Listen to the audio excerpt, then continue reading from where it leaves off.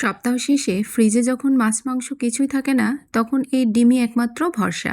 ডিম দিয়ে দুর্দান্ত স্বাদের এই রেসিপিটি করলে মাছ মাংসের থেকেও অনেক বেশি মজা লাগে। বাসায় যদি দুটো ডিম থাকে তাহলে আর চিন্তাই থাকে না।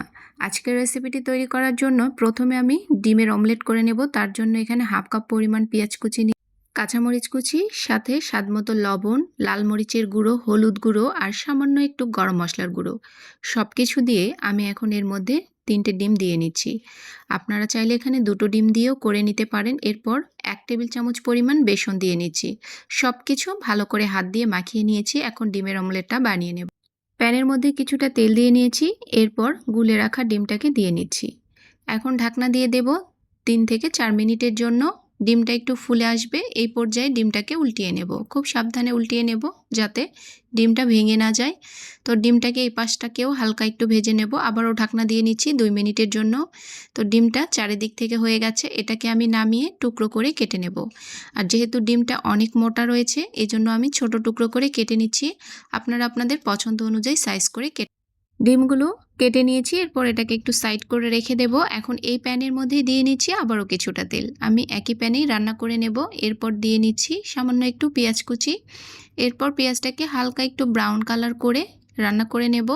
পেঁয়াজের কালারটা চেঞ্জ হয়ে আসলে এর মধ্যে একে একে মশলাগুলো দিয়ে নেব। এরপর দিয়ে নিচ্ছি পেঁয়াজ বাটা 2 টেবিল চামচ পরিমাণ, আদা রসুন বাটা 1 টেবিল চামচ পরিমাণ, টমেটো বাটা প্রায় 3 টেবিল চামচের মতো, স্বাদ মতো দিয়ে নিচ্ছি লবণ। এরপর এর সাথে দিয়ে নিচ্ছি হলুদ গুঁড়ো, লাল মরিচের গুঁড়ো, এটা আমি আমার স্বাদ মতো আপনারা আপনাদের পছন্দ অনুযায়ী এই লাল মরিচের গুঁড়োটা ব্যবহার করবেন। এরপর সামান্য একটু দিয়ে নিয়েছি ধনে গুঁড়ো। এরপর মশলাগুলোকে খুব ভালো করে কষিয়ে নেব যাতে কাঁচা গন্ধটা না থাকে।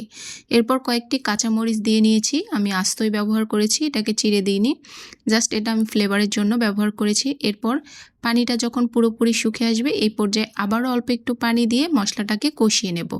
আর এই মশলাটা থেকে যেন কোনোভাবেই গন্ধ বেরিয়ে না আসে, এজন্য 3 থেকে 4 বার আমি এটাকে কষিয়ে নিয়েছি। এরপর গ্রেভির জন্য দিয়ে নিচ্ছি পানি, এখানে হাফ কাপের মতো পানি দিয়ে নিয়েছি। এরপর ঝোলটা যখন একটু হালকা ফুটে আসবে তখন এর মধ্যে ভাজা ডিমগুলোকে দিয়ে নিচ্ছি। এইভাবে ডিমের কারি করলে দেখবেন বেশ মজা লাগে খেতে। আর অন্য কিছু না থাকলেও চলে। সপ্তাহ শেষে ফ্রিজে যখন মাছ মাংস কিছু থাকে না, তখন এই ডিম দিয়ে এই রেসিপিটি করে নিলে পুরো একটি দিন এটা দিয়েই কিন্তু খেয়ে নেওয়া যায়।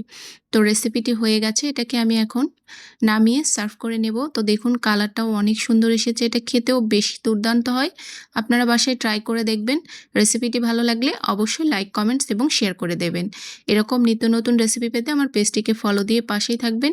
এ পর্যন্তই, সবাই ভালো থাকবেন। আপনাদের সাথে আবারও দেখা হবে নতুন কোনো সহজ রেসিপিতে।